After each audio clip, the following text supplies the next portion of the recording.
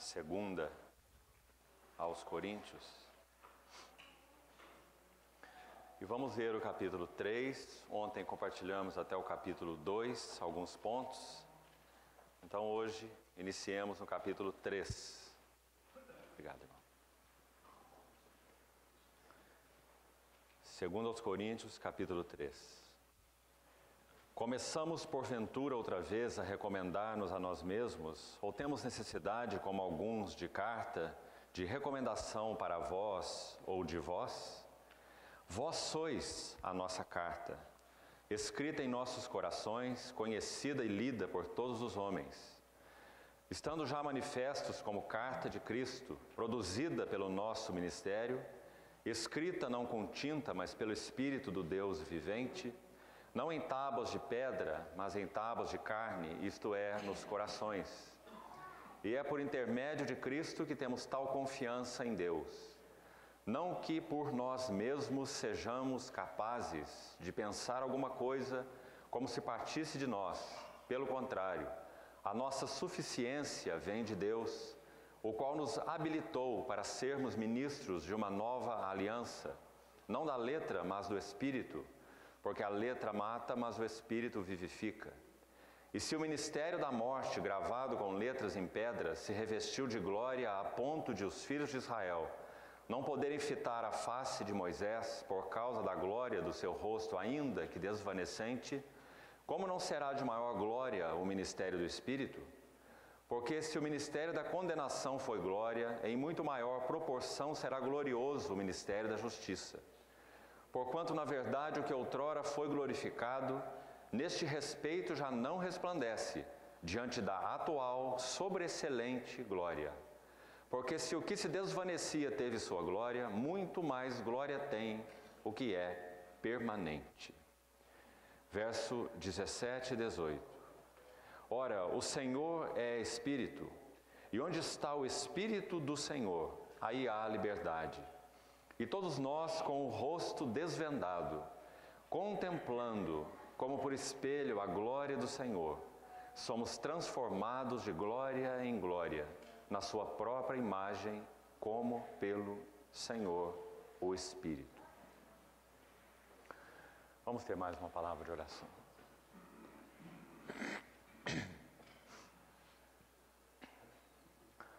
Querido Pai Celestial, com gratidão, alegria e expectativa, nos reunimos nessa manhã.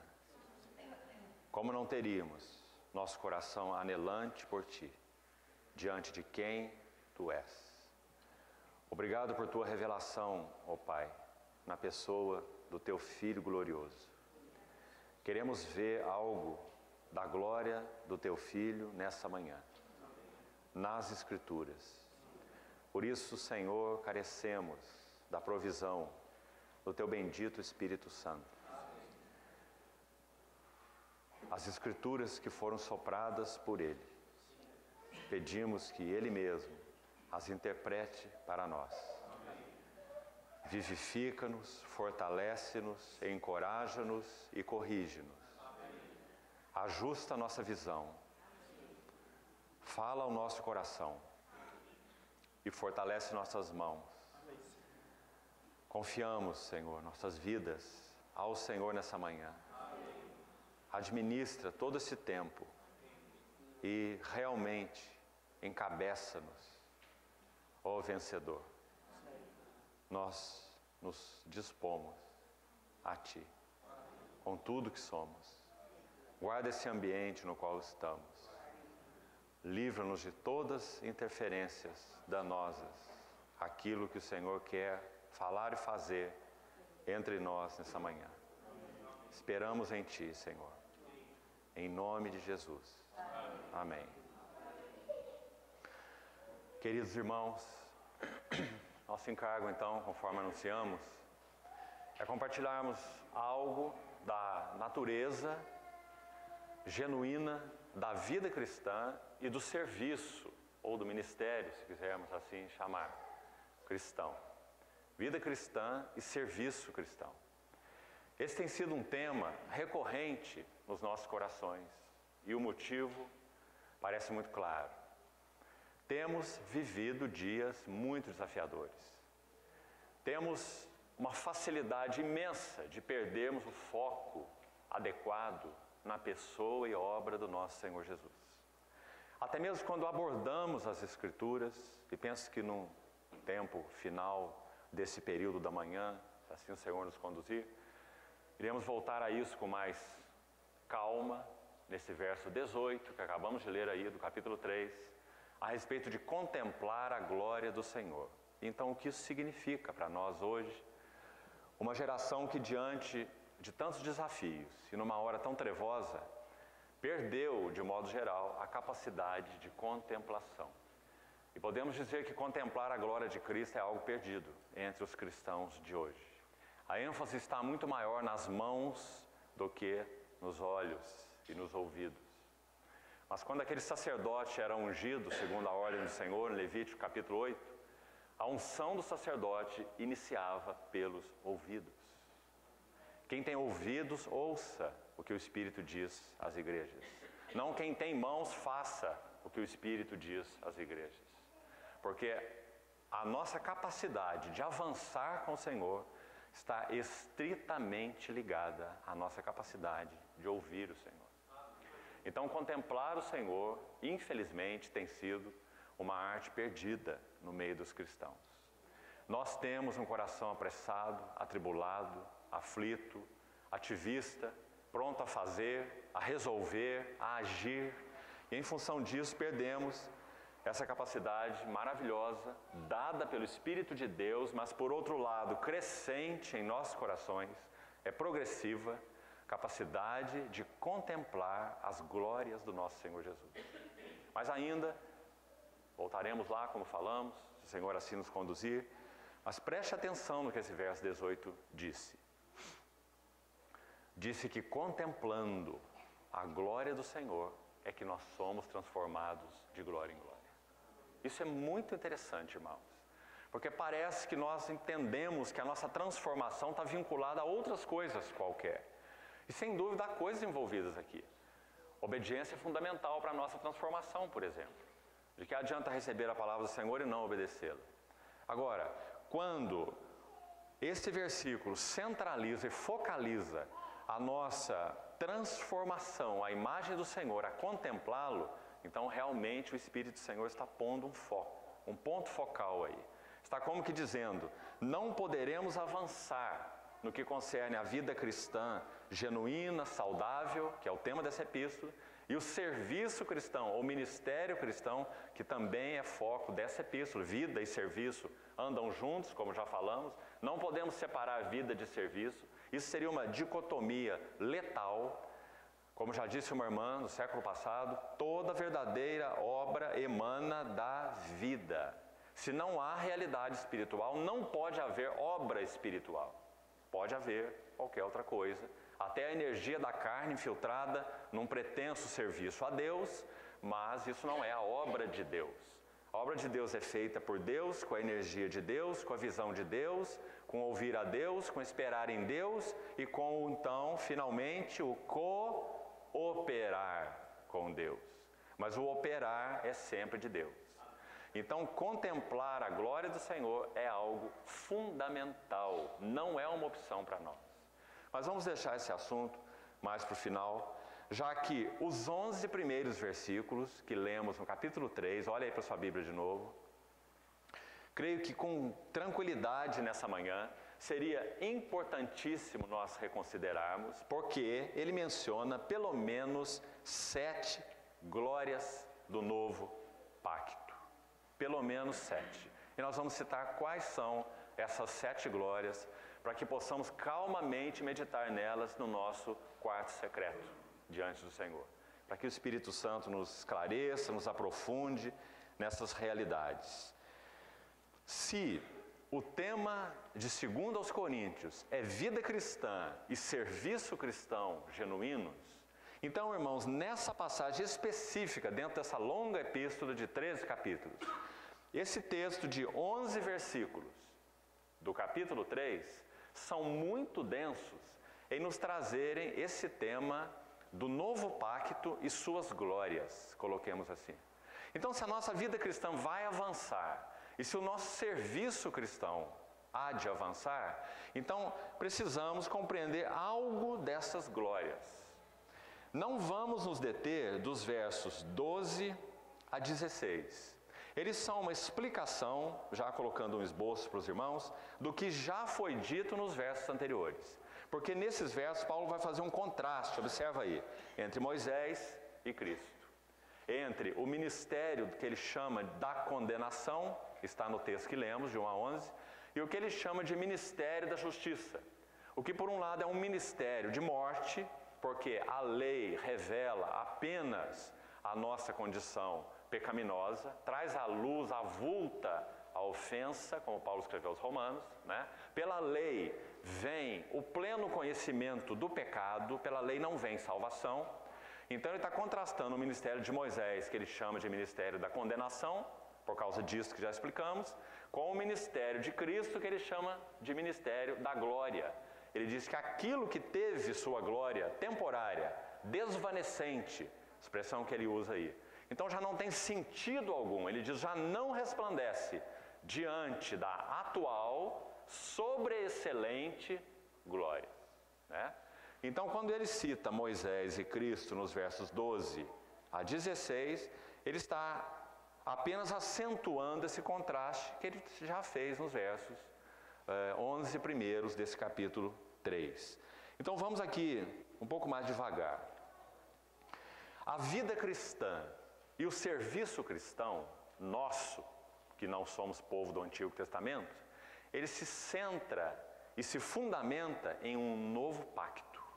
Agora, que pacto é esse? Quais são suas características? Vamos lá, devagar.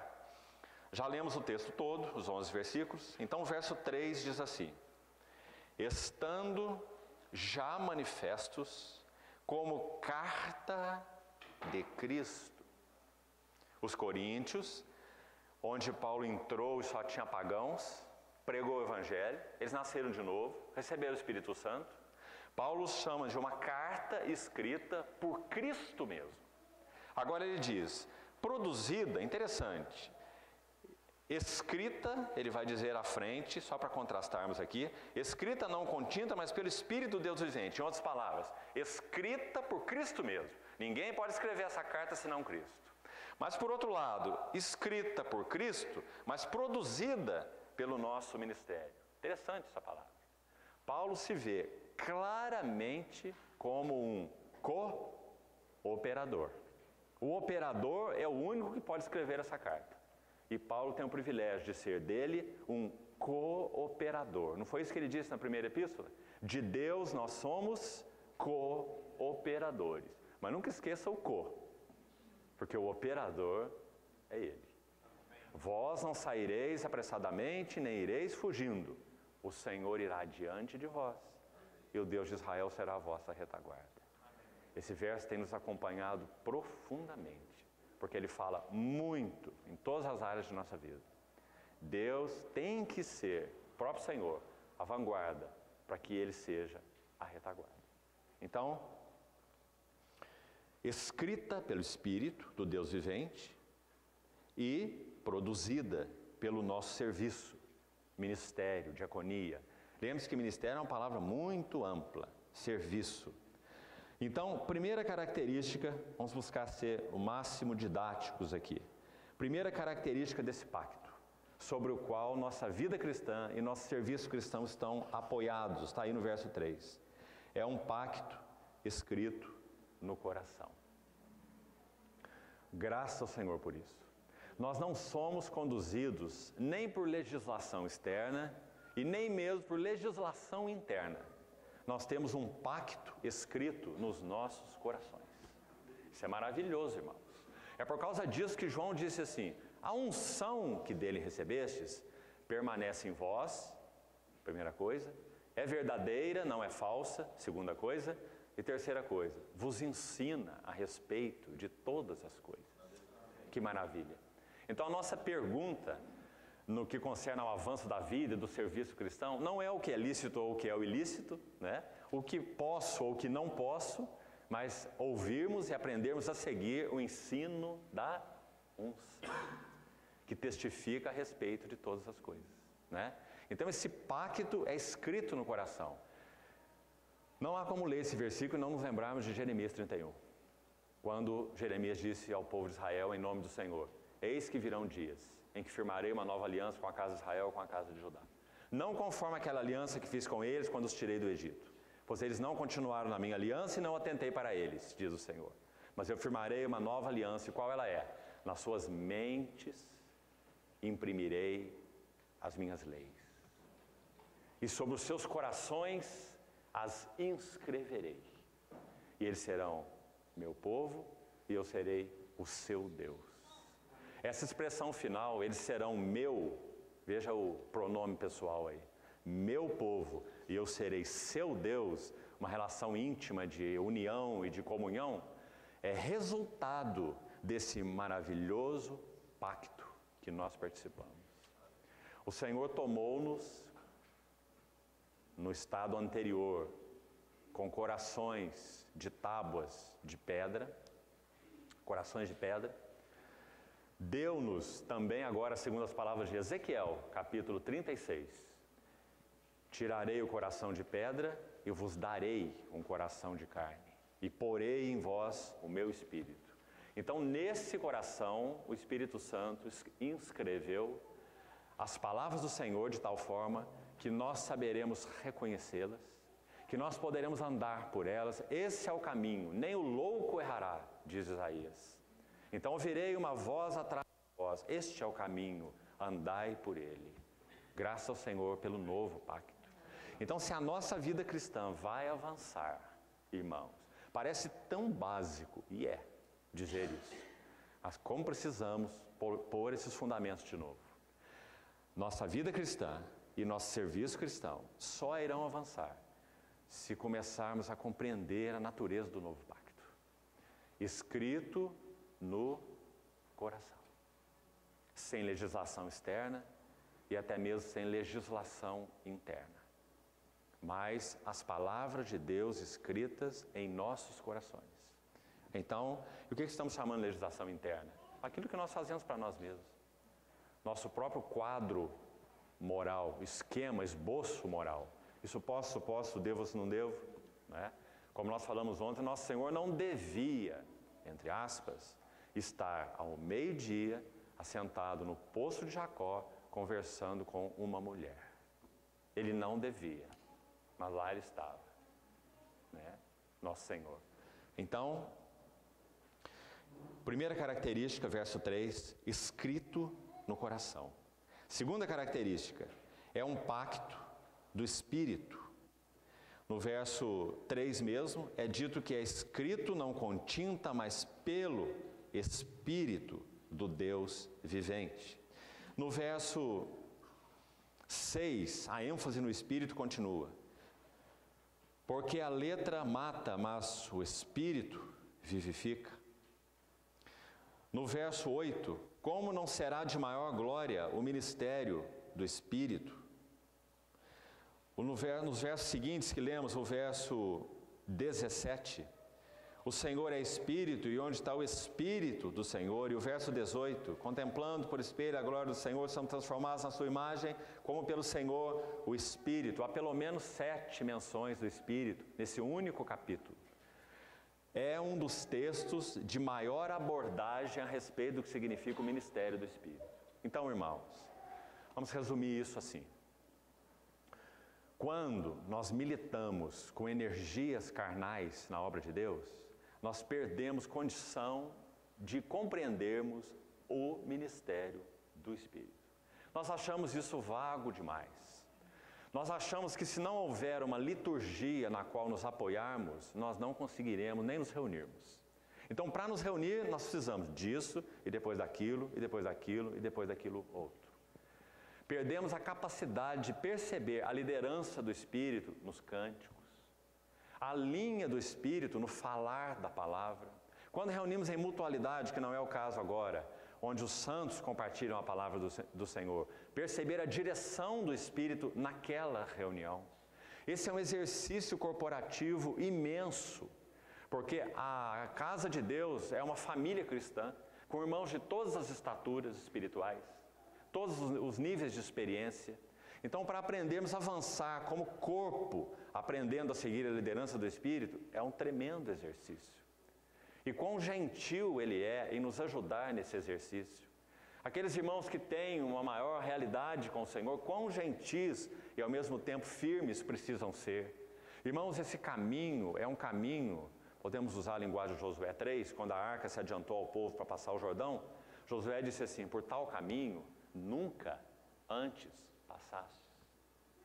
No que concerne aprender a seguir a liderança do Espírito, isso é imensamente verdadeiro. Por esse caminho nunca passamos. E vamos aprender a segui-la na vida corporativa com muitos desafios. Quem sabe aprendendo a fazer correções de curso aqui ou ali, de maneira firme, mas gentil, no curso da palavra, no curso do que o Senhor está falando. E um irmão se levanta e coloca a palavra para o outro lado, e outro irmão levanta e coloca uma impressão por outro lado, e a reunião se torna uma colcha de retalhos. Nós não sabemos exatamente o que o Senhor quis nos dizer. Não é isso que frequentemente acontece? E se levanta o irmão, eu tenho um sentimento, e vem o outro, eu tenho uma impressão, e o outro, eu tenho uma percepção, eu tenho um testemunho, e nós vamos assim navegando em círculos e não chegamos a lugar nenhum. Grande desafio para nós como Assembleia. Aprendermos a seguir a liderança do Espírito, o encabeçamento de Cristo. Há um versículo que os irmãos conhecem muito, todos nós conhecemos muito. 1 Coríntios 12:3. Ninguém pode dizer que Jesus é o Senhor, senão pelo Espírito Santo. Sabe o que esse versículo quer dizer? Ele não tem nada a ver com invocar o nome do Senhor Jesus. Ele significa que é só o Espírito Santo que pode realmente estabelecer o encabeçamento de Cristo sobre nossas vidas. Então ninguém pode dizer, Ele é o cabeça, o Senhor, senão pelo mover do Espírito Santo. Então, se o Espírito Santo não estabelece Jesus como Senhor em nossos corações e em nossa vida, serviço e vida corporativa, nunca experimentaremos o senhorio de Cristo. Vamos cantar que Cristo é o Senhor, vamos invocar Cristo como Senhor, mas não teremos a realidade de que Jesus é o Senhor. Em qual local de reunião será cristão que nós fôssemos nessa cidade, entrássemos e perguntássemos, quem é o cabeça de vocês? Qual será que é a resposta que nós ouviríamos? Em todos os lugares. Jesus, óbvio, não é? Se são locais de reunião de irmãos, né? Que confessam o Senhor. Jesus é o nosso cabeça. Então, nós se fizéssemos uma segunda pergunta, mas quais são as evidências que vocês podem nos dar que Ele é o cabeça entre vocês? Aí já teríamos mais problemas, não é?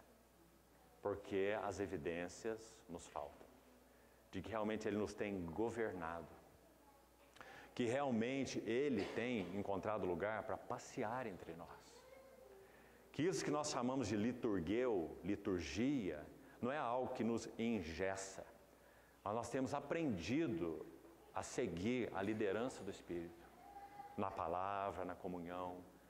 Por isso, irmão, que quando vamos compartilhar a palavra, servir aos irmãos com a palavra, todos nós, é tão complicado nós ficarmos retidos a uma linha prévia.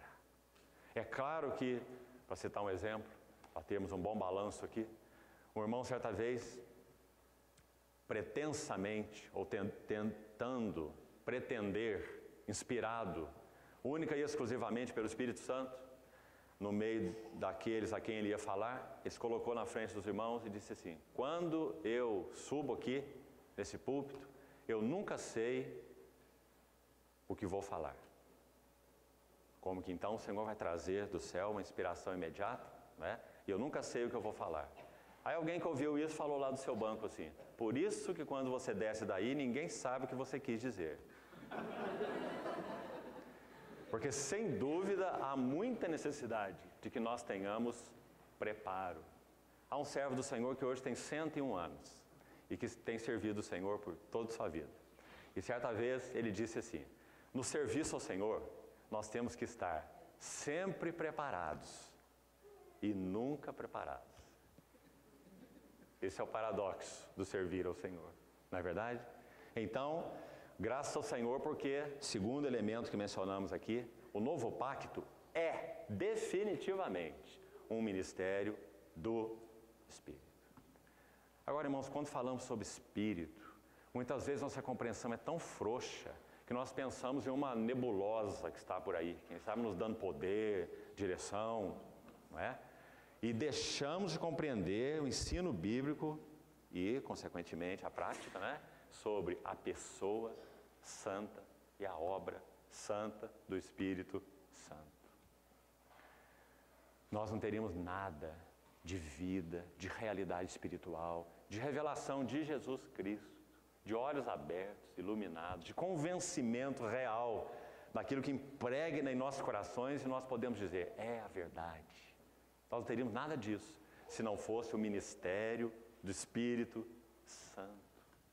Ele que rege, Ele que muda curso, Ele que diz não, Ele que diz pare, Ele que diz siga, Ele que abre essas Escrituras e mostra Cristo. Ah, irmãos, eu tenho me preocupado tanto com irmãos, servos do Senhor, queridos, nos nossos dias, que têm aberto a palavra, encontrado de tudo, menos Cristo. Abre profecia e dá seta para lá e seta para cá, menos Cristo. Abre o Apocalipse e vê gafanhoto e besta, mas não vê Cristo, nem a noiva do Cordeiro. O foco em Cristo é essencial para que nós possamos ser transformados de glória em glória e realmente termos o espírito de noiva. Você pode saber tudo sobre o Apocalipse e todas as interpretações e escolas de profecia ligadas aos últimos tempos. Escatologia. Mas você pode ainda assim não ter um genuíno Maranata no seu coração. Assim como você pode ir ao seminário, aos manuais de teologia sistemática e estudar cristologia. Há bons livros de cristologia, mas você pode estudar cristologia e não conhecer Cristo. Muitos já fizeram, os liberais fizeram no século XIX, todos eles eram mestres de cristologia, mas eles não conheciam Cristo, não amavam Cristo e não seguiam a Cristo. A vida deles mostrou isso, de muitos deles. Nós podemos estudar eclesiologia e conhecermos bastante sobre vida, natureza e serviço da igreja, mas não vivermos a vida da igreja, amando uns aos outros, servindo uns aos outros, sujeitando uns aos outros, considerando cada um os outros superiores a si mesmo. Não é estudar eclesiologia que vai nos ajudar nesse assunto. É o ministério do Espírito no nosso coração, aplicando a cruz, fazendo com que nós diminuamos e Ele cresça. Então, o novo pacto é um ministério do Espírito. Segunda característica.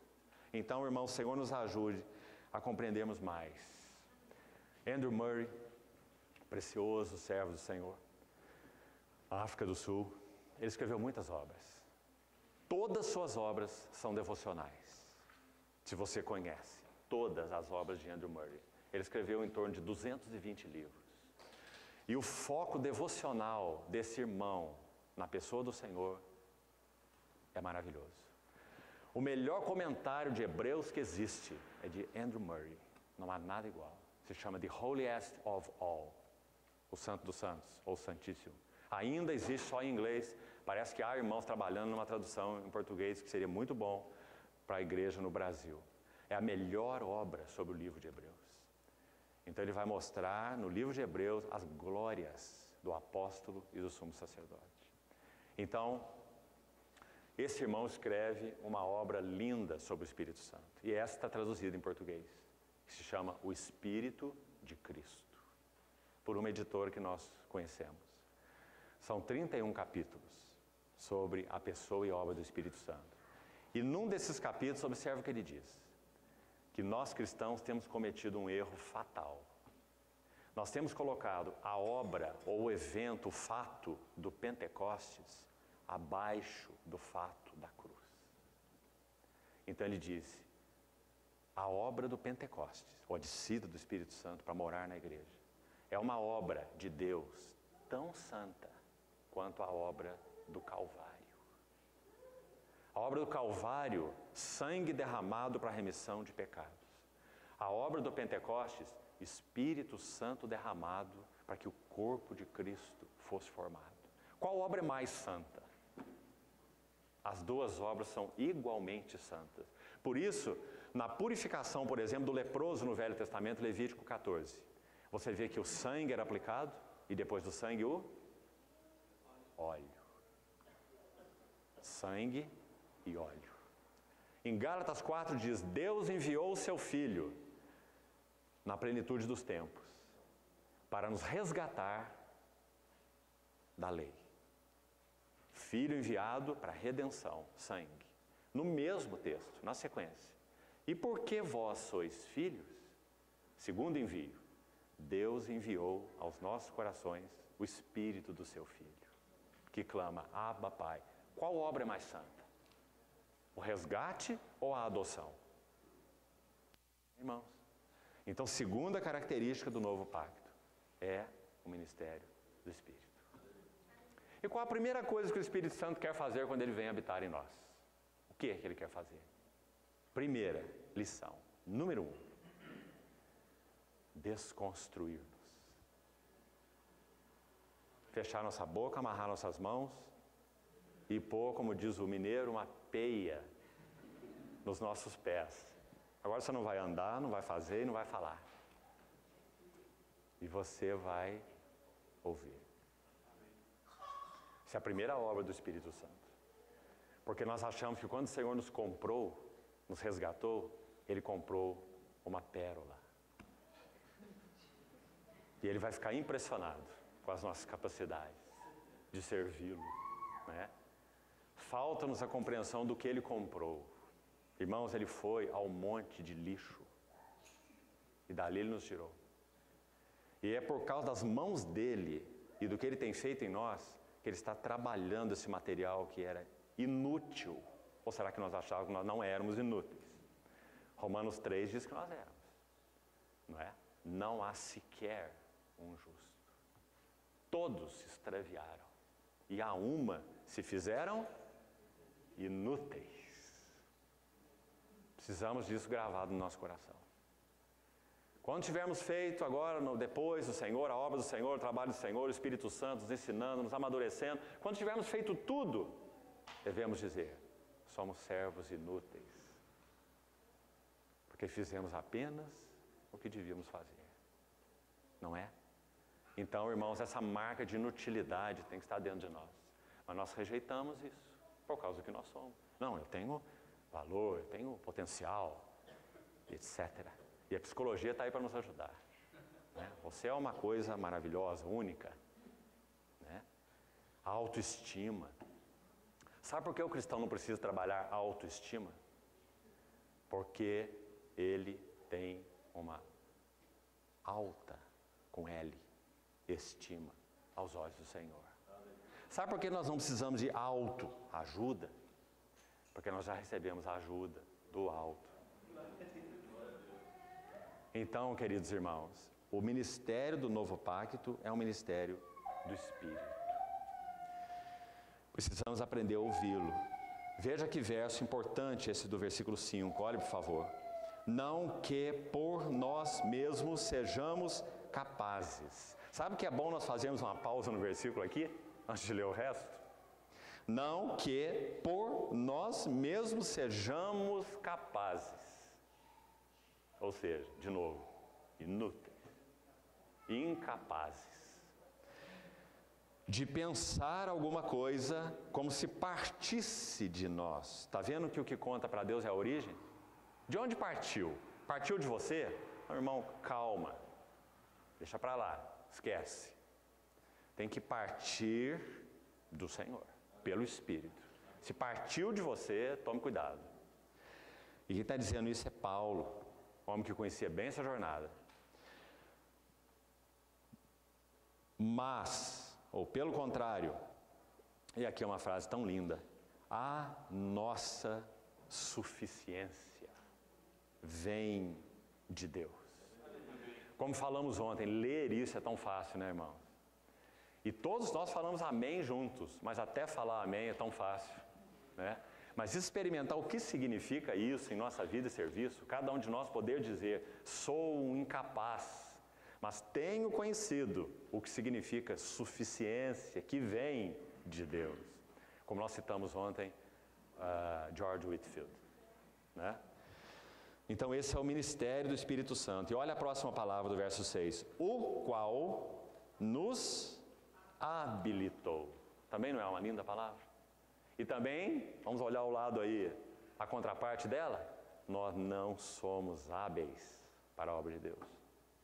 Somos inábeis, inaptos, né? E até ineptos para a obra de Deus. Ele nos habilitou para sermos ministros, servos de uma nova aliança. Não da letra, mas do Espírito, porque a letra mata, mas o Espírito dá vida, vivifica. Por isso é o ministério do Espírito. Então, segunda característica. Vamos para a terceira. Veja aqui mesmo no versículo 6. A letra mata, mas o Espírito vivifica. Então, terceira característica do novo pacto. É um pacto fundado em vida. Ele vos deu vida, estando vós mortos. Tudo que fazemos se baseia no fato de que Cristo repartiu sua vida conosco.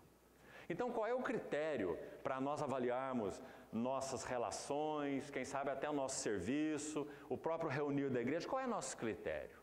Nosso critério é sairmos da reunião, por exemplo, e dizermos: oh, mas a reunião foi muito boa. Ou a palavra foi muito interessante. Quais são os nossos critérios? Os cânticos foram muito preciosos.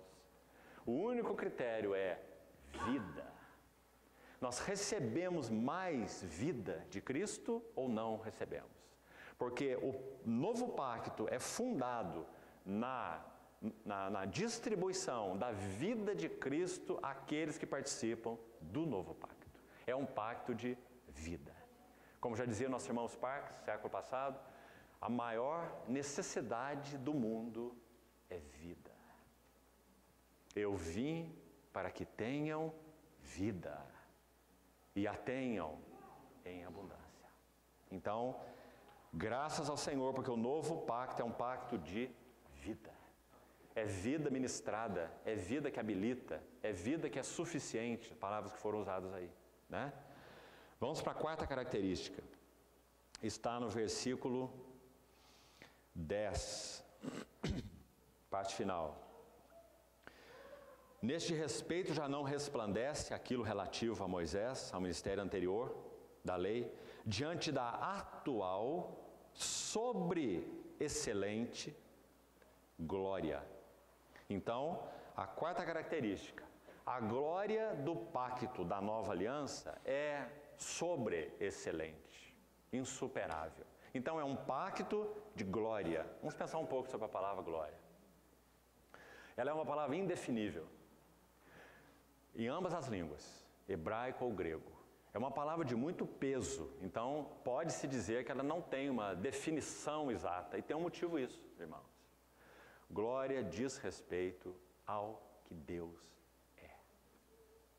Então podemos dizer assim, quando Deus fala, quando Deus mostra seu rosto, quando Deus se expressa, o nome que nós damos para isso é glória. Por isso é uma palavra indefinível. A primeira menção que nos ajuda a compreender o princípio bíblico, né? Sempre. A primeira menção da palavra glória na Bíblia, onde está? Para variar, em Gênesis, o livro das sementes. Foi quando José disse assim aos seus irmãos, quando se deu a conhecer a eles: voltem para o meu pai e falem a ele, digam a ele sobre a minha glória no Egito. O que era a glória de José no Egito? Era a sua autoridade, não é? Toda a autoridade de Faraó foi dada a José. Era a sua posição no trono, no governo, não é? Sua supremacia. Essa era a glória de José. Então, o ministério do novo pacto é um ministério de glória. Ou seja, nós tivemos acesso à glória de Deus. Irmãos, esse também é um assunto do livro de Hebreus. O Hebreus vai dizer que quando o Senhor abre esse pacto, Hebreus 10, pelo sangue da nova aliança, nós tivemos acesso à glória de Deus. Nós não temos mais aquele véu se interpondo. Nós podemos ter comunhão com Deus face a face, contemplando como por espelho a glória do Senhor. Somos transformados de glória em glória. A palavra ali fala sugere um nível de glória para outro nível de glória maior. Poderíamos dizer assim, de um estágio de glória para dentro. A preposição usada lá, esse eis, significa para dentro. De um nível de glória para dentro de um outro nível de glória em glória, na sua própria imagem. Porque o novo pacto é um pacto de glória. Tivemos acesso à glória. Nosso Senhor é o resplendor da glória. Ele está conduzindo muitos filhos à glória. Esse é o novo pacto no qual nós fomos introduzidos. Cristo em vós, a ideia é Cristo formado em vós, não é apenas Cristo habitando em vós, mas é Cristo formado em vós, é a esperança da glória, né? Então essa é a quarta característica. Veja a quinta. Verso 9, se o ministério da condenação foi glória, mesmo que uma glória temporária, uma glória desvanecente, aquela glória na face de Moisés, em muito maior proporção será glorioso o ministério da justiça. E justiça aqui, e em outros textos de Paulo, não em todos, então tem que diferenciar qual a passagem. Aqui justiça tem a conotação de glória, de santidade, santidade. Assim como em outras passagens, Paulo usa a palavra justiça com a conotação de santidade. Então ele está dizendo que esse ministério do Espírito é glorioso porque é um ministério da justiça, um ministério da santidade. Ou seja, o novo pacto nos colocou em uma posição em que somos, por um lado já, em Cristo, os santos de Deus, como ele escreve para os Coríntios, né? Santos, chamados. Por outro lado, esses santos estão sendo santificados e formados à semelhança do seu Senhor Santo. Então esse ministério é um ministério da santidade. Sede santos porque eu sou santo. O Senhor nos chamou para sermos participantes da sua santidade. Hebreus capítulo 12. Por isso, até mesmo ele nos disciplina. Então esse pacto é um pacto de santidade. Irmãos, quem éramos nós? A palavra que contrasta com santo é muito interessante, muito linda. E precisa ser pesada por nós. É a palavra koinos no grego. O que é koinos? Comum. Quando aquele lençol desce do céu, quando Pedro está orando e sobrevém-lhe um êxtase, em Atos 10, aquele lençol desce do céu com aqueles animais imundos. E ele ouve do Senhor, levanta, mata e come. Ele diz, Senhor, de maneira nenhuma. Porque isso é comum. Nunca comi algo comum ou imundo. Foram as palavras de Pedro para o Senhor. Aí o Senhor diz a ele, ao que Deus purificou, não consideres comum, koinos, ou imundo. A palavra comum contrasta com a palavra santo. Nós éramos do povo comum, digamos, da raça dos pecadores. Koinos, comuns, um pecador comum, como todos os outros. Mas por causa da obra de Cristo e da habitação do Espírito Santo, nós fomos feitos santos, separados.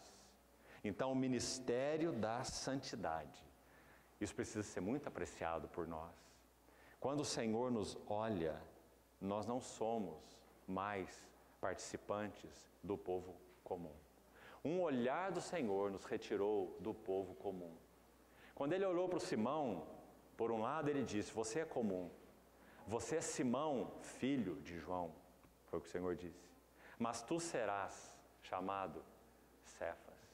Esse foi o primeiro encontro do Senhor com Pedro. Quando ele diz, você é Simão, ele está dizendo, você é comum, mas você será chamado Cefas. Não é maravilhoso, irmão? Sabe o que significa Simão? Instável. Instável. E o que significa Cefas? Uma pedra. Isso é o que o Senhor fez conosco. Então esse é o ministério do novo pacto, né? É um pacto de santidade. Ele nos tirou do povo comum. E ele nos colocou nesse povo especial. Tão especial que o próprio Pedro, que conheceu isso tão bem, vai dizer assim, vós sois raça eleita, sacerdócio real, nação santa. Olha a palavra aí. E o que isso significa? Significa que é um povo de propriedade exclusiva de Deus. Para qual propósito? Proclamardes as virtudes, os poderes, as graças, as virtudes daquele que vos chamou das trevas comuns para a sua maravilhosa luz, santos. Que maravilha! Então o novo pacto é um ministério da justiça. Tanto porque Cristo cumpriu a justiça de Deus na cruz, óbvio que isso está envolvido, não é? Ele se fez pecado por nós, para que nele fôssemos feitos justiça de Deus, né? Tanto porque os que foram separados foram chamados para serem santos, conforme ele é santo. Então essa é a quinta característica. A sexta, também maravilhosa, verso 11. Última frase. Muito mais glória tem o que é permanente.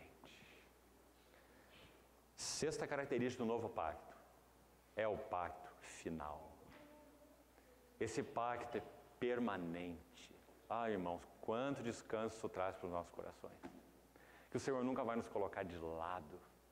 Que esse que derramou sangue, que enviou o Espírito, fez algo definitivo para aqueles que são dele. Esse pacto é permanente, por isso ele é cheio de glória. Quando ele vai culminar, e como ele vai culminar? No tempo do Senhor, no relógio de Deus, ele vai culminar com essa palavra que já citamos aqui. Glória.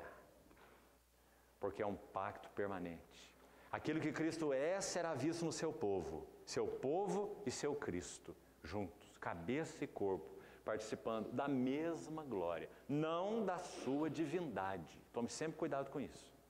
Nenhum homem ou mulher será divinizado. Nenhum homem ou mulher participa da Trindade. Se você ouviu essas coisas, esqueça, porque isso é uma heresia. É impossível o criado participar do incriado. Quando o Senhor ressuscita, sim, Ele conduz a humanidade para dentro do Deus triuno, do Deus trino. Mas isso Ele, o Senhor Jesus, que é Deus e que assumiu natureza humana, não significa que nós seremos introduzidos na Trindade. Nunca use essa palavra, porque isso é uma heresia. A Trindade em si mesma é invulnerável, simplesmente por ser Deus, por ser incriada. Então nós somos introduzidos no quê? Na comunhão do Deus trino, mas não nos atributos da Trindade. Será que nós vamos tornar algum dia onipotentes? Será que vamos nos tornar onipresentes, oniscientes? Se fôssemos divinizados, teríamos que nos tornar. Irmão, ser divinizado é uma impossibilidade real. É uma impossibilidade teológica, porque Deus é Deus. Se algo ou alguém foi criado, esse algo ou alguém não pode ser divinizado, simplesmente porque foi criado. Não tem a mesma natureza do Criador. Então nós nunca seremos divinizados. Nós participamos da comunhão do Deus triuno. Então a alegria que Ele tem, nós podemos experimentar. A santidade que Ele tem, nós podemos e estamos experimentando. A glória mesmo que Ele tem, nós podemos experimentar. Claro que parcialmente. Toda a glória é só com Ele, né? Então nós participamos do que o Deus triuno é, mas nunca participamos dos seus atributos incomunicáveis, que é a sua sabedoria infinita, sua onisciência, sua onipotência, e somente Ele possui, e somente Ele possuirá por toda a eternidade. Amém. Sabe que tem uma notícia boa para nós sabermos isso? Significa que nós vamos ter uma eternidade aí sem fim, coisa que não podemos nem conceber. Não termina, não termina e não termina. E nós estaremos conhecendo e conhecendo mais das riquezas insondáveis de Cristo. Se há algo que não haverá na eternidade chamada futura, que iremos ainda experimentar, é monotonia. Não haverá. Porque nosso Senhor é inesgotável. Até que Ele venha, irmãos, o máximo que nós poderíamos dizer é como está escrito no livro de Jó. Temos tocado as orlas das suas vestes. Isso é o máximo. Paulo, quando escreveu aos Coríntios, em 1 Coríntios 13, ele diz assim, agora, e veja quem está escrevendo, aquele que foi arrebatado ao terceiro céu. Ele diz, agora conhecemos em parte. E profetizamos em parte. Quando vier o que é perfeito, o que é em parte será aniquilado. E aí poderemos ver face a face e conhecê-lo como somos conhecidos. Ou seja, teremos toda essa eternidade descobrindo Cristo. Não vai ser maravilhoso isso? Irmãos, na eternidade haverá crescimento. Continuaremos crescendo, porque nós estamos conhecendo mais de Cristo. Então nossa vida vai crescer, nosso serviço vai crescer, nossa realidade uns com os outros vai crescer, porque estaremos descobrindo, e quanto mais descobrirmos, mais ricos seremos.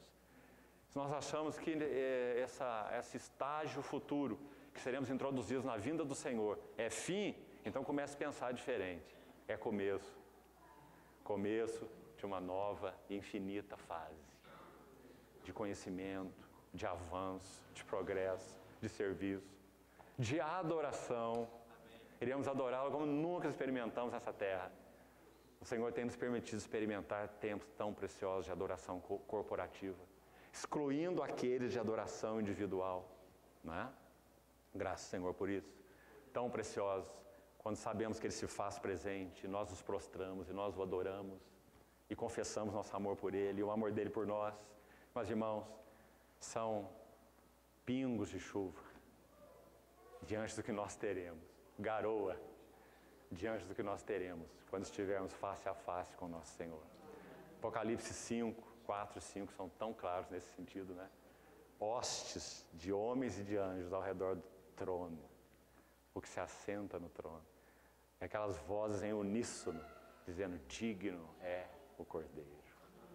Por isso, irmãos, o exercício de contemplar o Senhor é tão importante agora. Poderíamos dizer que o céu seria um lugar estranho para nós, se nós encontrássemos tudo na Bíblia, menos Cristo.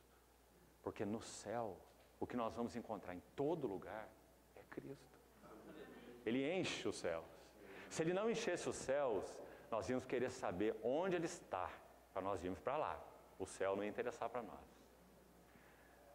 C.S. Lewis, certa vez disse assim, o céu é céu porque Cristo está lá. E o inferno é inferno porque Cristo não está lá. Se Cristo descesse ao inferno e ali ficasse, o inferno seria céu. E é para lá que nós queríamos ir, porque é lá que Cristo está. É a presença dEle que faz toda a diferença. Então, o sétimo elemento dessas glórias do novo pacto está aí nesse verso 11 e os seguintes que citamos, 12 a 16, que são uma ilustração, uma aplicação do que foi dito nos versos anteriores. E a sétima glória seria que é uma glória revelada em Cristo. Por isso que quando é dito assim, se o que se desvanecia teve sua glória, muito mais glória tem o que é permanente. Sabe que essa é uma frase curiosa? Porque tanto nós podemos dizer, se perguntasse, o que é permanente? Então, se lermos o contexto, nós estamos vendo que a ideia sugerida aí é que o que é permanente é o Ministério da Justiça, né? Mas o que é o Ministério da Justiça? O ministério, o serviço, a diaconia da justiça é que o justo se ofereceu pelos injustos para nos conduzir a Deus. A justiça é Deus fez de Cristo sabedoria, justiça, santificação e redenção. Justiça não é um atributo de Deus. Justiça é a pessoa do Filho de Deus. Ele é a justiça. Então, o que é o ministério da justiça? É o ministério de Cristo. Ele é a justiça. Então, o que é permanente? A glória de Cristo. Então, a sétima característica desse pacto, ele está revelado em Cristo. E é por causa desse foco crucial que os versos 12 a 16 contrastam Moisés com Cristo. E diz o verso 14, veja, a parte final. O mesmo véu permanece nesses que ainda não viram Cristo, se referindo ao povo de Moisés, não lhe sendo revelado que em Cristo é removido. Removido para quê? Segundo o contexto. Olha o verso 18. O véu foi removido em Cristo para ver Cristo. E para, contemplando a glória de Cristo, sermos transformados de glória em glória na sua própria imagem. É para isso que o véu foi removido. Também, de novo, citando esse irmão, C.S. Lewis, ele disse algo interessante certa vez nos seus escritos. Ele disse assim: ele era um ateu convicto, um homem de inteligência singular, professor de literatura infantil, você já ouviu certamente sobre os Crônicas de Nárnia, professor de literatura infantil na Universidade de Oxford, na Inglaterra. E era um ateu convicto. Um dia o Senhor o encontrou. Ele então escreve uma autobiografia. Parece que ela está sendo de novo editada, reeditada. Você devia lê-la. E o nome que ele deu a essa autobiografia é maravilhoso. Surpreendido pela alegria. Então ele vai dizer como que essa alegria o surpreendeu, diante da sua tristeza de uma vida ateia, como ele era. Então, certa vez, C.S. Lewis disse assim: eu creio no cristianismo, como eu creio que o sol está no firmamento. Não porque eu o veja, mas porque eu vejo tudo o mais. Veja que interessante. Nos dizem que o sol está encoberto, nós não duvidamos que existe sol. Mas nós não vemos o sol. Mas ele está lá atrás das nuvens. Mas embora nós não vejamos o sol, nós vemos tudo o mais. Nós sabemos o lugar de cada coisa, o que significa cada coisa, que pessoa é essa, que pessoa é aquela. Não é? Compreende o que ele está dizendo? Ele está dizendo, por causa da visão de Cristo, agora eu vejo tudo o mais. Agora eu vejo o que significa o mundo, vejo o que significa a vida, vejo o que significa o pecado, vejo o que significa a igreja, vejo o que significa o reino de Deus. Agora eu vejo tudo o mais. Que maravilhoso, não é, irmãos? Mas porque vemos Cristo. Então a glória do novo pacto, a sétima, é que ele é o pacto que está fundado na revelação de Cristo. Então, verso 18. Aí vamos chegar, já íamos encerrando. E todos nós, com o rosto desvendado, contemplando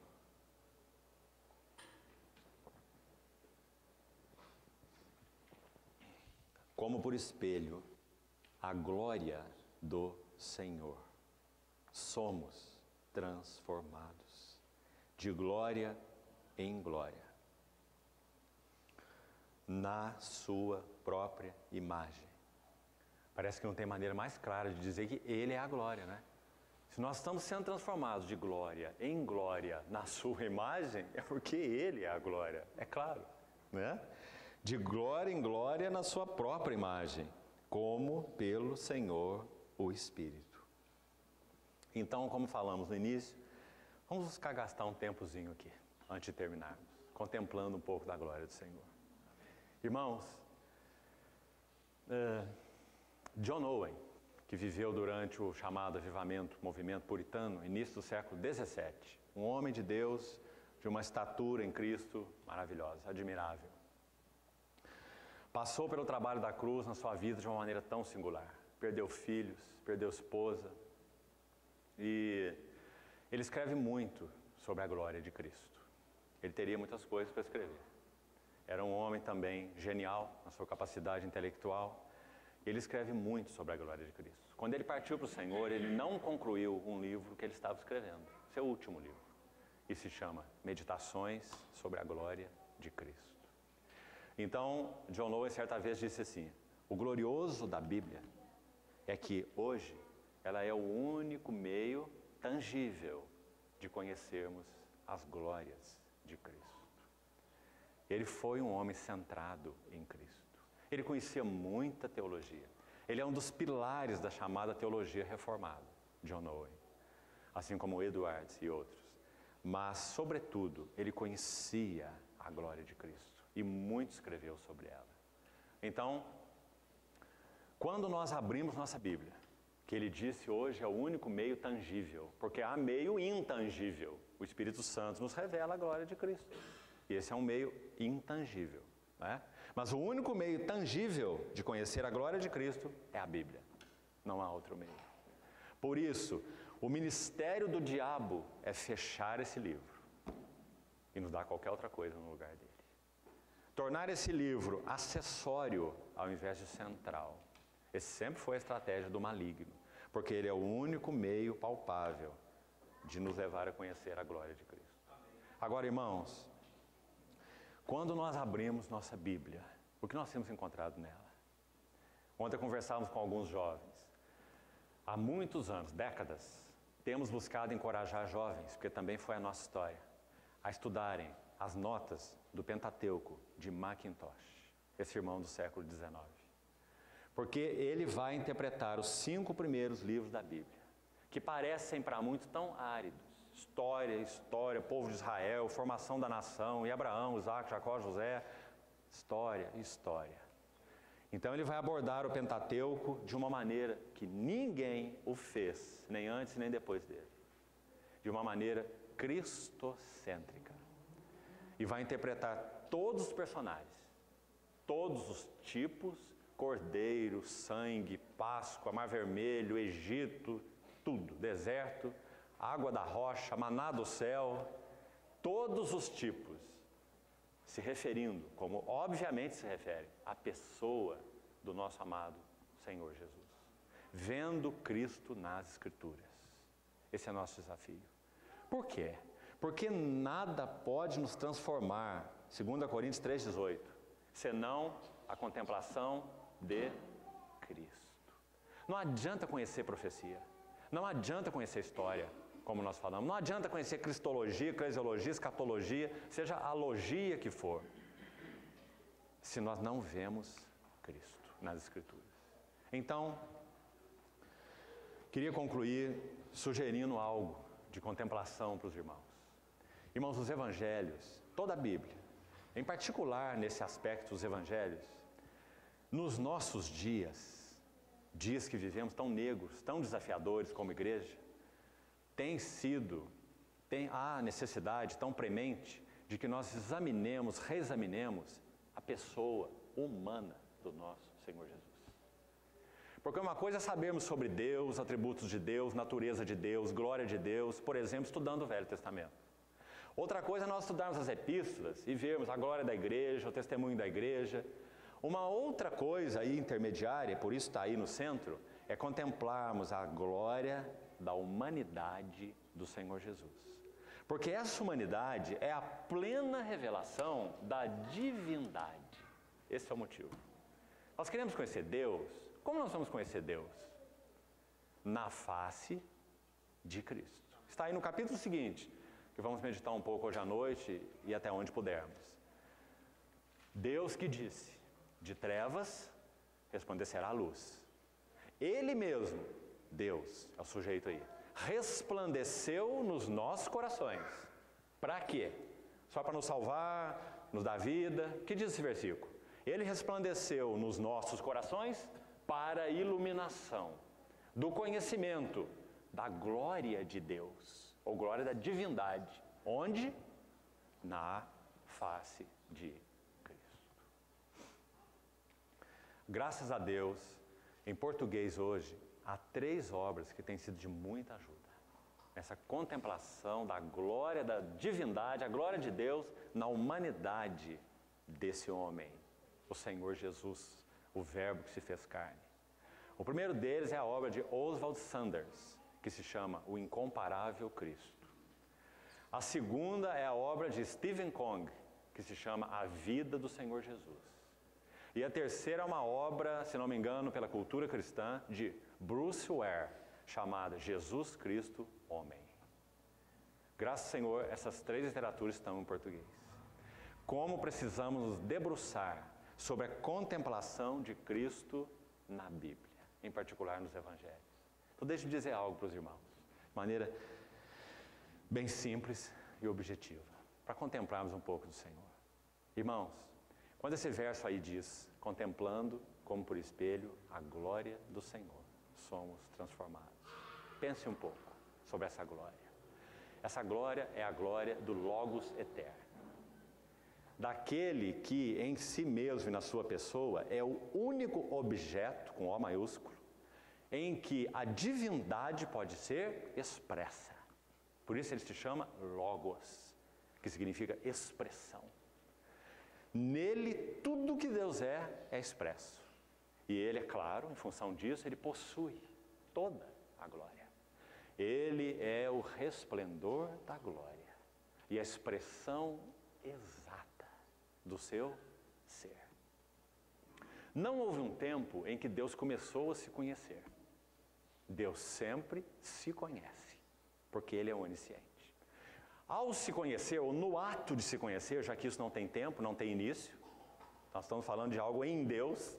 Então, ao se conhecer, no ato de se conhecer, Deus gera uma imagem de si mesmo. E essa imagem que Ele gera de si é o seu Filho, o Logos. Isso ele é o Verbo de Deus. Então, Deus, no seu autoconhecimento, gera uma imagem. Como é que funciona conosco? Cada um de nós tem algo do conhecimento de si mesmo. Concorda? Então, quando você, baseado no conhecimento que você tem de você, você gera uma imagem de você.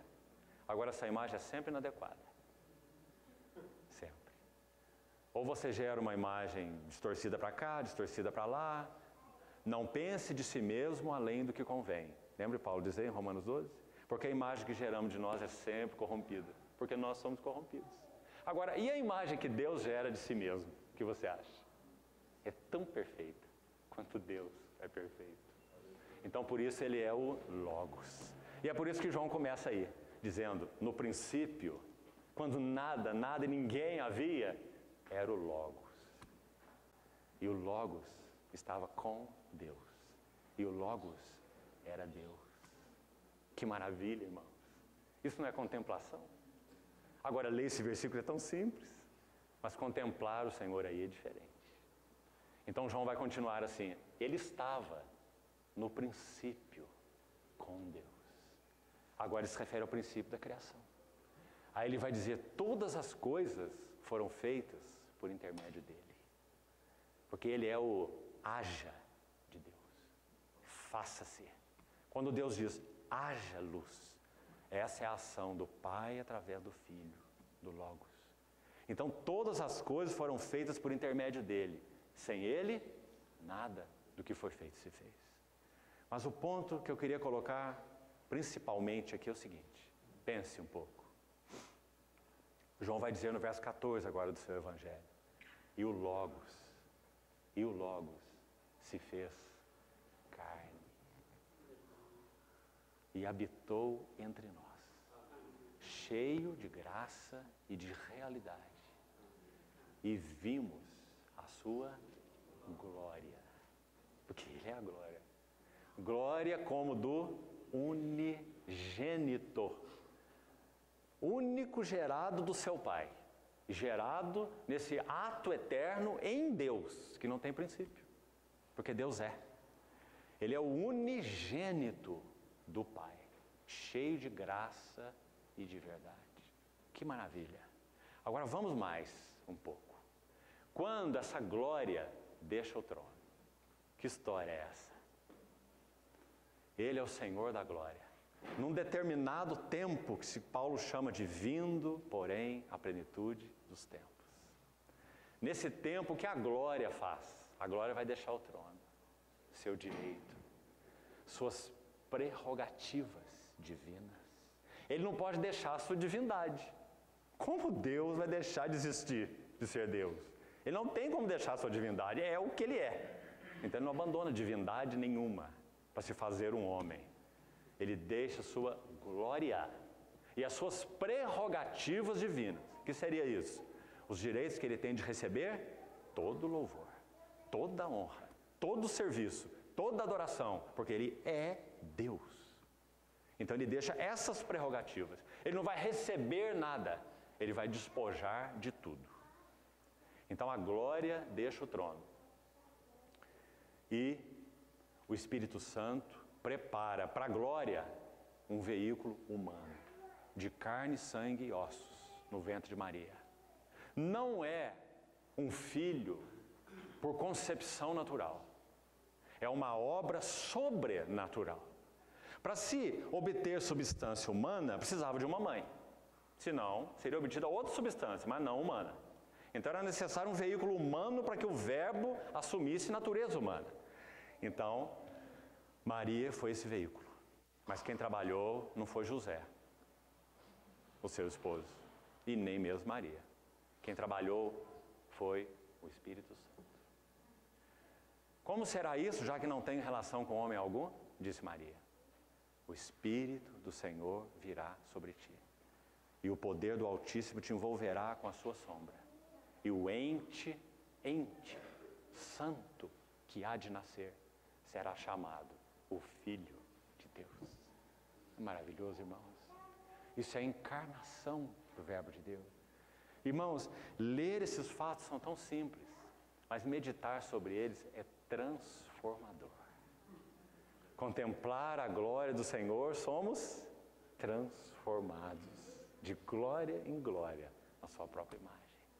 Então vamos continuar com a cena. Essa glória deixa o trono.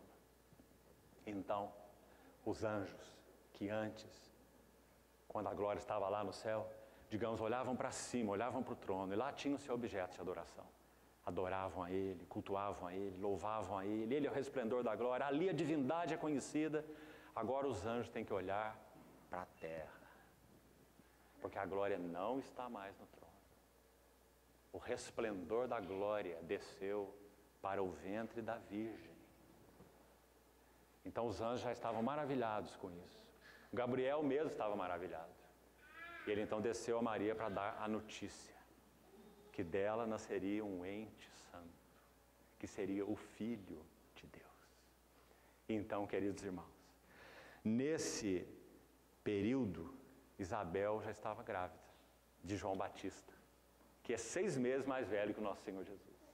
Aí nós vemos outra cena linda, que quando lemos Lucas, pode ser só uma cena, mas quando contemplamos Cristo, tão maravilhoso, porque João vai dizer que João Batista é o precursor dele, é a voz que clama no deserto. Então nós temos um encontro ali de 2 grávidas. Então quando Maria diz a José que a sua parenta Isabel estava grávida e que eles precisavam visitá-la, então eles fazem as suas trouxas e vão para a cidade de Isabel visitá-la. E é dito que quando Maria saúda Isabel, Isabel vai dizer, a criança se estremeceu no meu ventre. E ela ficou possuída do Espírito Santo. Nunca o precursor e o Redentor se encontraram.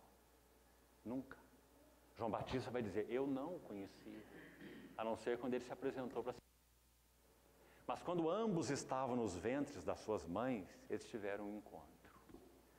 E quando aquele precursor, o João Batista, estava ainda no ventre da sua mãe, é dito que ele foi cheio do Espírito Santo desde o ventre materno. Então, quando o Espírito Santo, que estava já nesse vasozinho em formação, chamado João Batista, o precursor, quando vem a Isabel, a mãe do Redentor, com o Logos no seu ventre, então é dito que João Batista se estremece no ventre de Isabel. Porque de alguma maneira o precursor realizaria o seu ministério preparando o caminho do Senhor nas veredas, João Batista. Então, irmãos, ainda Lucas continua que quando esse menino é gerado, que palavras mais lindas, é dito que Maria o tomou, escute bem, e o envolveu em faixas. A palavra ali é a nossa palavra hoje para fraldas. O Logos eterno envolto em fraldas. Então diz que Maria tomou a criança. Essa palavra também, a criança, é tão linda, porque essa criança é o Criador de todas as coisas. Então diz que Maria tomou a criança e o envolveu em faixas, ou em fraldas. Lucas 2. E o deitou numa manjedoura. Mas para isso acontecer ainda teve algo mais. Deus moveu seu dedo lá no coração de César Augusto. Então, como que do nada, pelo mover de Deus, ele falou, vou levantar um recenseamento no meu império. Porque José e Maria eram de Nazaré, mas o Redentor não poderia nascer em Nazaré. Porque Miqueias havia dito que ele teria que nascer em Belém. O que faria esse casal ir para Belém na hora certa? Então, César Augusto levanta o recenseamento e diz que José e Maria deixaram Nazaré e foram para Belém, porque eles eram de Belém, da cidade de Davi. E diz assim, e aconteceu, veja a narrativa humana de Lucas, que maravilhoso, já que Lucas é um médico grego e ele foca a humanidade. E foi usado de uma maneira tão linda para registrar isso. Então é dito assim, e aconteceu de completarem-se os dias de dar à luz. Essa é a palavra de Lucas. Aconteceu, como se fosse algo do nada, não é? E aconteceu cumprirem-se-lhe os dias. Ela então deu à luz em Belém. Porque Miqueias 5:2 diz, e tu, Belém Efrata, pequena demais para figurar entre as milhares de Judá, mas de ti sairá o guia, que há de apacentar o meu povo Israel. Então ela deu à luz a criança, envolveu em faixas e deitou numa manjedoura. E como nós falamos, os anjos não têm mais nada no céu para olhar, porque o resplendor da glória desceu à terra. Então os anjos olham para baixo. Gabriel anuncia o nascimento. E quando a criança nasce de novo, lá estão os anjos. Então é dito que os pastores estavam no campo cuidando das suas ovelhas e vem o anjo de novo. E dá notícia para os pastores. O anjo não deu notícia para César Augusto, o imperador. Não deu notícia nem para Anás e nem para Caifás. Não deu notícia para Tibério César e nem para Pôncio Pilatos. Ele deu notícia para os pastores. E então, depois desse anjo dar a notícia que a criança nasceu, leia Lucas 2. Você não vai ver agora um anjo, não. Agora há uma multidão da milícia celestial. Digamos que não tem nada para ver no céu. O que eles têm para ver está na terra. Então a multidão da milícia celestial diz assim, glória a Deus nas alturas e paz na terra aos homens a quem Ele quer bem. Isso é outra palavra para dizer aqueles a quem Ele vai se revelar, aqueles a quem Ele chamou, aqueles a quem Ele escolheu, aqueles que são dEle, aqueles a quem Ele quer bem. E aí é dito assim para os pastores, que eles deveriam ir ver esse sinal. A criança envolta em faixas e deitada na manjedoura era um sinal, não era? Manjedoura é lugar de boi comer, não é lugar de colocar a criança enfaixada. Então ele diz, vão para lá e vocês vão ver um sinal único. É a única criança que está envolta em faixas e deitada na manjedoura. Então lá eles chegaram. Paulo, quando escreve a Timóteo, diz assim, aquele que foi manifestado na carne, foi justificado em espírito e contemplado por anjos. E foi pregado entre os gentios, foi crido no mundo e foi recebido na glória. Não é maravilhoso? Então lá está o Senhor Jesus. E os anjos continuam acompanhando. Então, quando nós vamos à tentação do Senhor, o que nós encontramos? Ele é tentado severamente pelo diabo mesmo. E quando a tentação termina, está registrado. E vieram anjos e o serviram. E então, quando o nosso Senhor vai ao Getsemane, onde ele soa gotas como de sangue, Lucas é quem vai registrar que quando essa decisão é completada, Pai, não se faça a minha vontade. Essa é a vida que esse homem viveu. Ele tem vontade e o Pai tem vontade. São duas vontades. Então ele tem que tomar, se ele quiser, ele tem que tomar a vontade humana dele e colocar debaixo da vontade do seu Pai. E a batalha final foi travada no Getsemane, quando ele poderia dizer não e seguir um outro caminho. Era direito dele, ele não tinha que morrer e nem que sofrer. Então ele diz, mas não se faça minha vontade. A vontade dele era de não ser separado do seu Pai. Como ele poderia desejar ser separado do seu Pai? Tudo que ele tem é seu Pai. Ver o rosto do seu Pai é tudo para ele. Ele poderia ser separado de Pedro, de Tiago, de João, de todos. Finalmente todos o abandonaram. Mas ser separado de seu Pai era insuportável. Então ele diz, Pai, meu Pai, Abba, palavra carinhosa, Paizinho, meu Pai, Abba, se possível for, passe de mim este cálice. Porque ele ama a comunhão. O rosto do seu Pai é tudo que ele tem. Mas não se faça a minha vontade. Irmãos, ele tinha vontade santa. Nós temos vontade corrompida. Quanto mais nós devíamos aprender esse caminho. Não se faça a minha vontade. Então ele rendeu e dispôs sua vontade santa debaixo da vontade do Pai. O último inimigo a ser conquistado é a vontade. Antes que a morte seja vencida. A batalha da vontade. Nosso Senhor a venceu no Getsemane. Então, o que diz quando aquela agonia terminou? Uma agonia, na verdade, indescritível. Lucas é um médico, e ele basicamente não tem como descrevê-la. Ele diz que o seu suor eram grandes gotas de sangue caindo sobre a terra. Então, diz que quando isso terminou, então um anjo o fortalecia. Consolava, diz algumas versões, a palavra exata é fortalecia, porque ele é homem. Irmão, nosso Senhor Jesus poderia ter tido um colapso no Getsemane, no que concerne a sua natureza humana. Então aquele anjo se manifestou para o fortalecer, porque o Verbo encarnado não colapsaria no Getsemane. Ele teria esse colapso final na cruz. Depois que ele dissesse, tudo está feito. E Pai, nas tuas mãos eu entrego o meu espírito. Teria que ser ali. Então, mais uma vez, quando ele está após o Getsemane, já indo à cruz, Pedro se manifesta. Saca a sua espada e arranca a orelha do servo do sumo sacerdote. O que o Senhor diz? Embainha a tua espada. Não sabíeis que se eu pedisse ao Pai, Ele me enviaria agora mais de 12 legiões de anjos. Aí estão de novo os anjos assombrados. Desde o seu nascimento até a sua morte, os anjos estão assombrados de ver esse homem.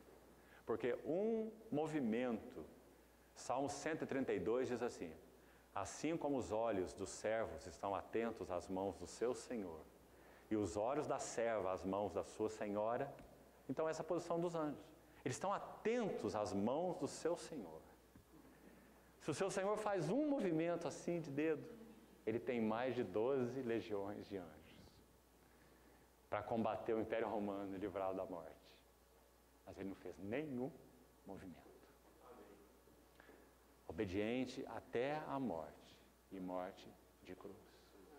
Quando ele estava caminhando agora para a cruz, havia costume das mulheres de oferecerem vinho com fel, ou vinho com mirra, conforme os evangelistas vão dizer. O fel e a mirra são entorpecentes. Era um golpe, um ato de misericórdia para aqueles que já tinham sido torturados e iam ser crucificados. Então essas mulheres misericordiosas, quando eles iam passando açoitados para serem crucificados, ofereciam para eles um vinho com mirra ou com fel. Os evangelistas vão dizer assim, mas ele não quis beber. Nosso Senhor. Todos bebiam. Era um anestésico para eles.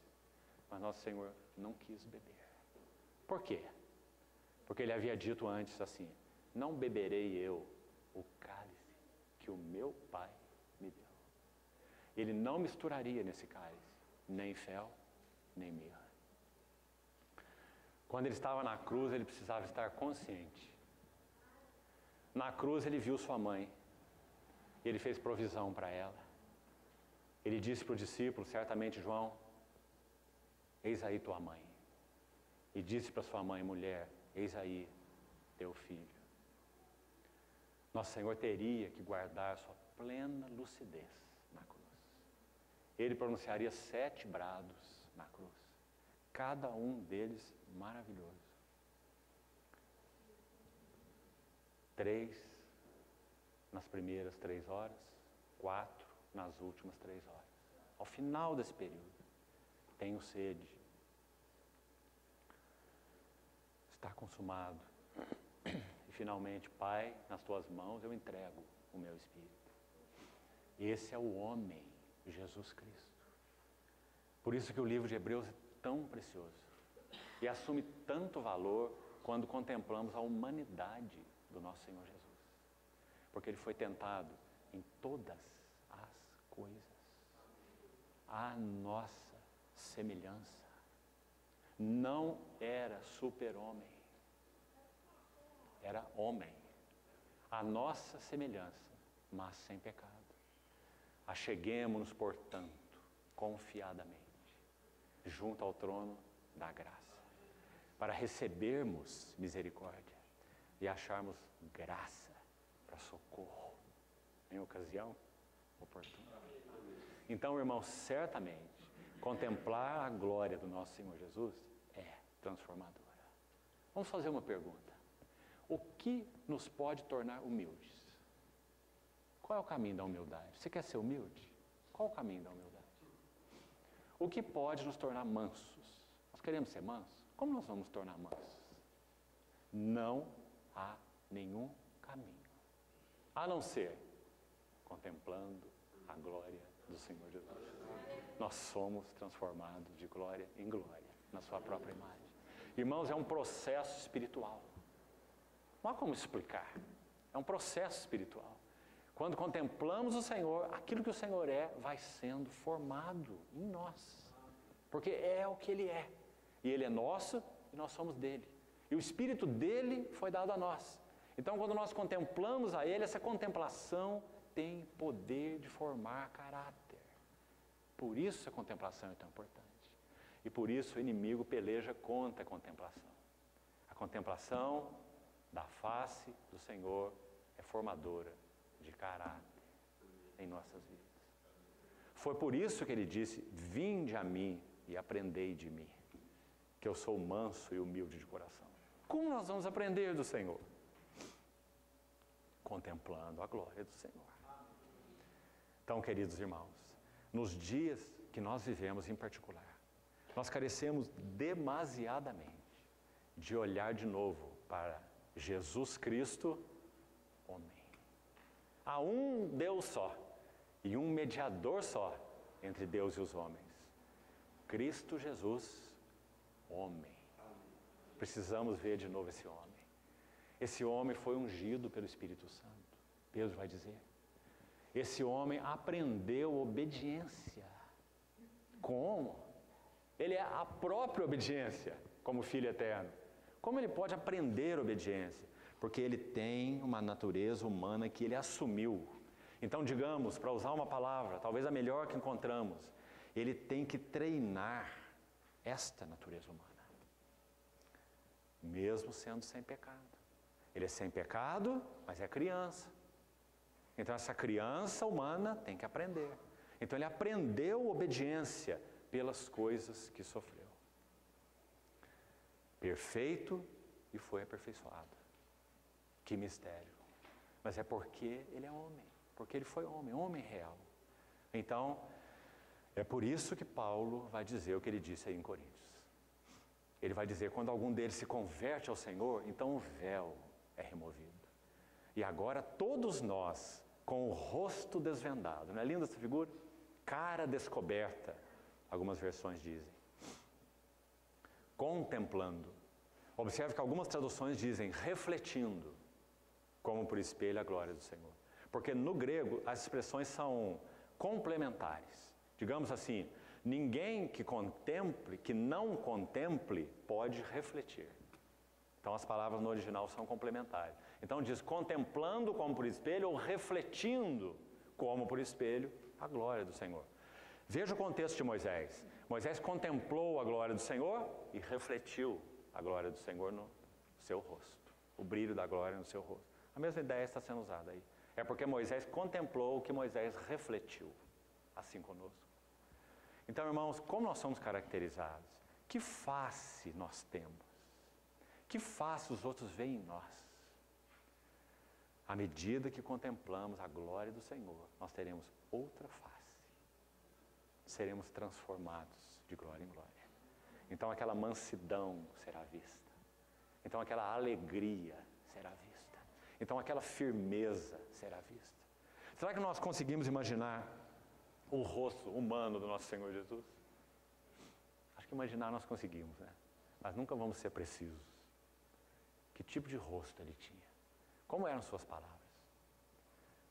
Os discípulos disseram: aquele que até o mar lhe obedece. Aqueles guardas que cometeram aquele erro terrível, lembra? Enviados para prender o Senhor, com uma missão, podiam perder a cabeça se não cumprisse a missão, foram lá prender nosso mestre. Pararam e aí cometeram o erro fatal. Começaram a ouvi-lo, ouvi-lo, ouvi-lo, e voltaram de mãos vazias. E, cadê o homem? Por que vocês não trouxeram? Então eles não tinham o que dizer. Estavam arriscados a perder o pescoço. Só podiam dizer assim: ninguém jamais falou como este homem. Esse é o nosso Senhor Jesus. Então, irmãos, nunca nós seremos transformados por outro caminho. Não há outro caminho. Não há outro caminho. Estudo bíblico não vai nos transformar. Teologia não vai nos transformar. Métodos não vão nos transformar. Votos e promessas não vão nos transformar. Só contemplar a glória do Senhor Jesus vai nos transformar. Então, graças ao Senhor, porque o novo pacto tem um véu rasgado. E nós que éramos cegos, agora nós podemos contemplar a glória do nosso Senhor Jesus. E algo está acontecendo conosco, então. Nós estamos sendo transformados. Que maravilha! Os bravos estão se tornando mansos, os orgulhosos se tornando humildes, os pretensiosos se tornando submissos, os arrogantes quebrados. Todo outeiro será aplanado e todo vale será aterrado. Esse é o resultado da contemplação do nosso Senhor Jesus. Senhor, então, irmãos, nos ajude e nos dê ânsia de vivermos uma vida contemplativa, sem interrupção. Se algum intruso chegar aí, intrusos externos, intrusos internos, pensamentos intrusos, coisas intrusas, que nós aprendamos a dizer: não, não posso, não quero, não tenho tempo. Meu coração está envolvido. O que era desde o princípio, o que temos visto, o que temos contemplado, e as nossas mãos apalparam, com respeito à palavra da vida. Isso diz João. Que esse seja também o nosso coração, irmão. Vamos orar. Senhor, nós nos colocamos com simplicidade, reverência, na Tua presença, juntos em oração, te pedindo que o Senhor faça dessa contemplação uma realidade para nós. Que isso não sejam palavras, mas seja realidade em nossas vidas. Queremos ser aqueles que com o rosto desvendado contemplam a glória do Senhor e então são transformados na mesma glória, de glória em glória, pela ação do Teu Santo Espírito. Oh, como te agradecemos, Consolador, por Tua missão divina, Tua missão santa, de revelar o Filho Santo para nós. Muito obrigado por Tua fidelidade. Te pedimos que nossas vidas sejam guiadas por Ti, bendito Consolador, e que nós possamos ver o Filho como Tu vês, amar o Filho como Tu amas, glorificar o Filho como Tu glorificas, e sermos então assim, por Ti, transformados à imagem do Filho. Abre os nossos olhos, Senhor, te pedimos. Nos alegramos porque somos um povo da nova aliança. E um povo de olhos abertos. Cativa-nos, Senhor. Queremos ser integralmente para Ti. Obtém o que queres, Tua glória, Teu nome, Teu caráter nas nossas vidas, Senhor. Teu testemunho. Te pedimos, nos entregando a Ti uma vez mais. Glórias ao Teu bendito nome. Amém, Senhor.